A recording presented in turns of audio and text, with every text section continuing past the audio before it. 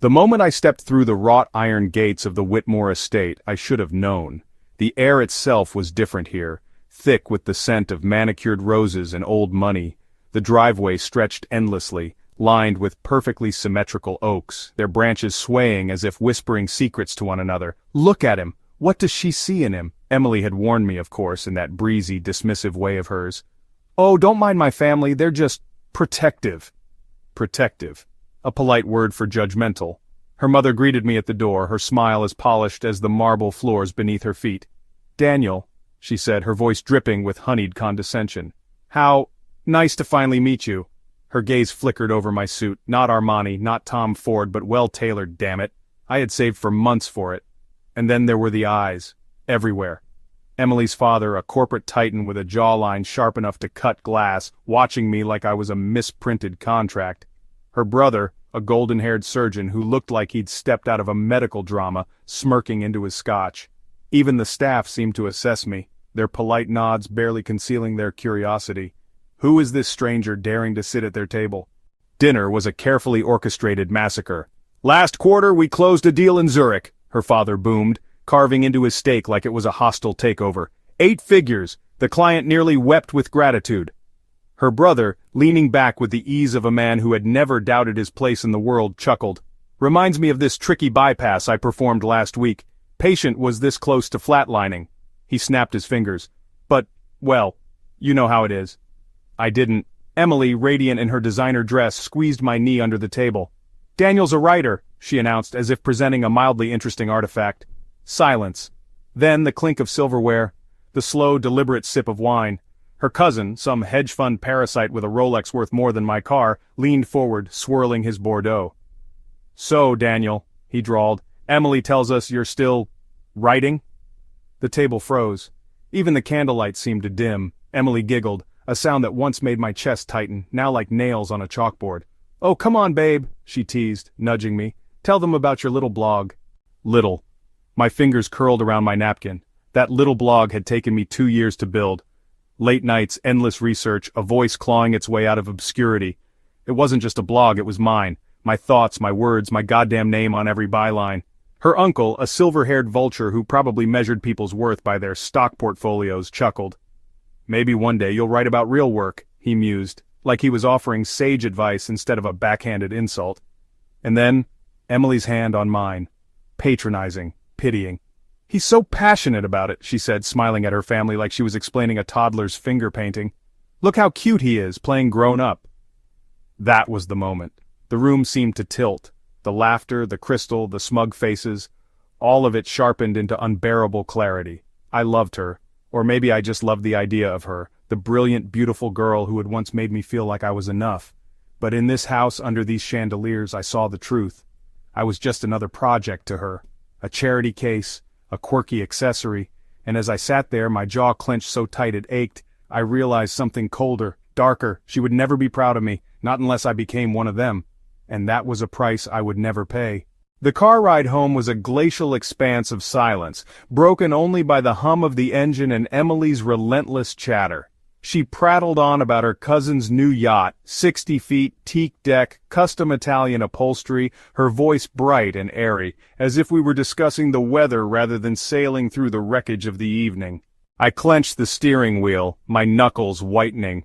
The city lights blurred past the window, streaks of gold and neon against the black, but all I could see was the smirk on Richard's face as Emily had laughed at his joke. Oh, Daniel's still playing writer. How quaint. "You were quiet tonight," Emily said suddenly, her voice cutting through my thoughts. She turned in her seat, studying me with a faint frown. I didn't look at her. The road stretched ahead, endless and dark. "Did you enjoy humiliating me?" The words came out low, rough, like gravel under tires. She blinked. "What?" "Mocking my career," I said, my voice tightening, acting like I'm some hobbyist scribbling in a notebook between shifts at Starbucks. A beat of silence. Then she rolled her eyes, exhaling sharply through her nose. "God, Daniel, can't you take a joke? It's not like you're actually successful yet." Yet, that single word hung between us, sharp as a blade, as if her approval was the final benchmark of my worth. as if every late night, every rejection, every draft I'd bled over meant nothing until she decided it did. The car filled with a silence so thick it was suffocating. I didn't answer.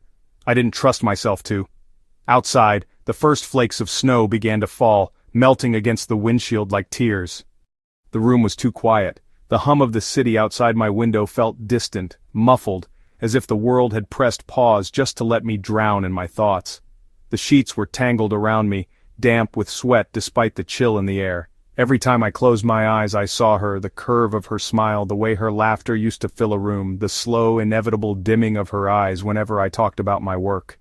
2 years of shared mornings, whispered promises, fights that ended in breathless reconciliations. I replayed every moment like a condemned man searching for a loophole in his sentence. "You're so driven," she had murmured early on, fingers tracing idle circles on my chest. "I love that about you." Back then, her voice had been warm, admiring, but time had a way of sanding down admiration into something thinner, sharper. "You're really sticking with this?" she'd asked later, brow furrowed over a spreadsheet of my latest project's budget. "There's no real money in it, babe. You could pivot. My dad knows people in finance." Her family's dinners had become minefields.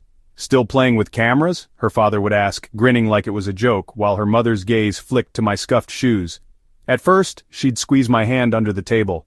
"He's an artist," she'd say, defiant. Then, over time, the squeezes stopped, the jabs grew teeth.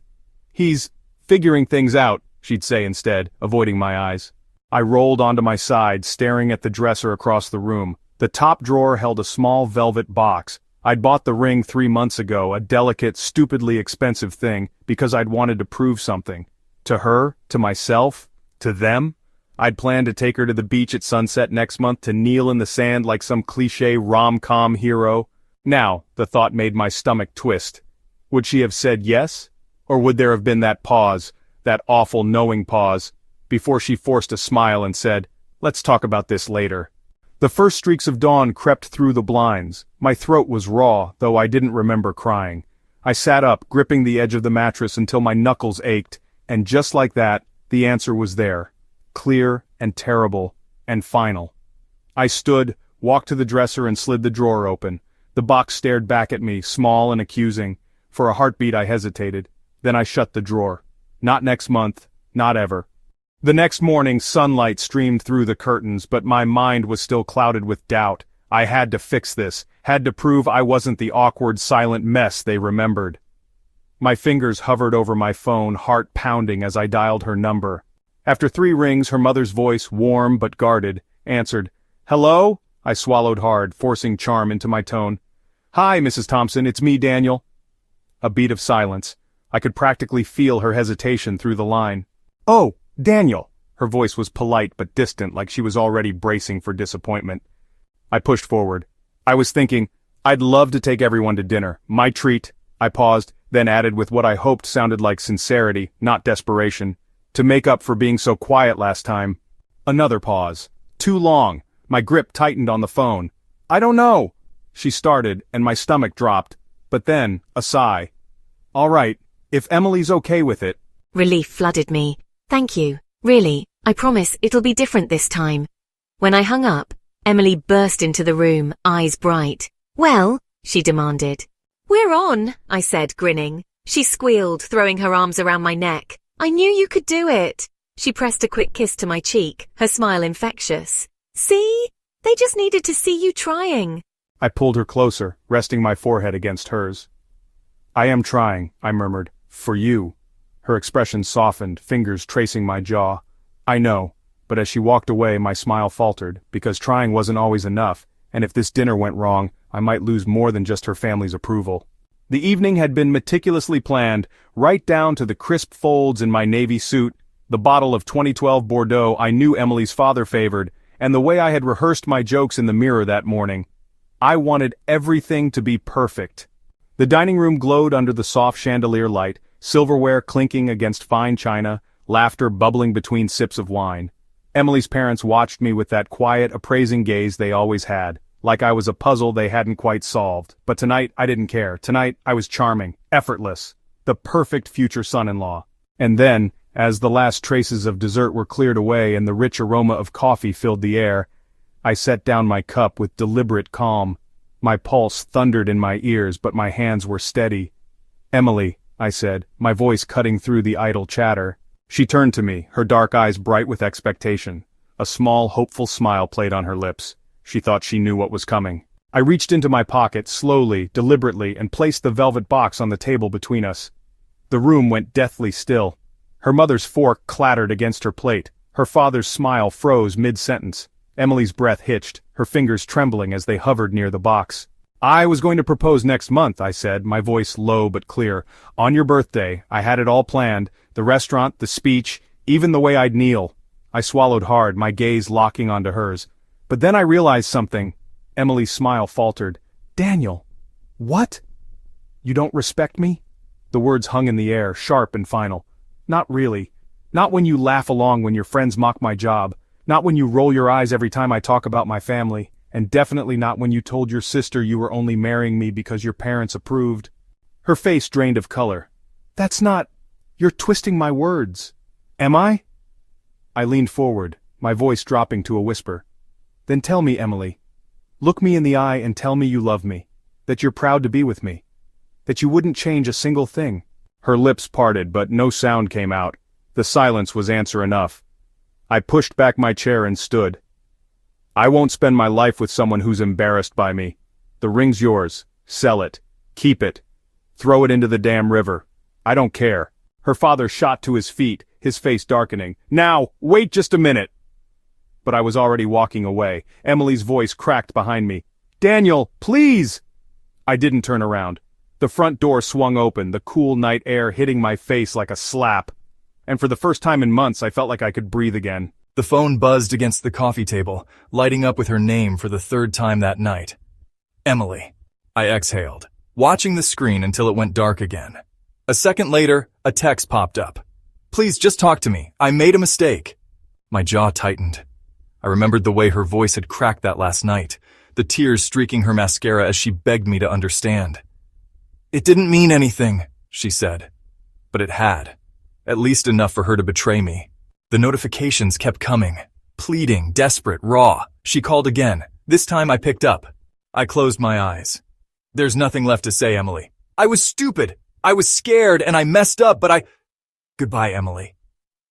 I ended the call, blocked her number, deleted the messages, and that was it. No satisfaction, no bitterness, just quiet.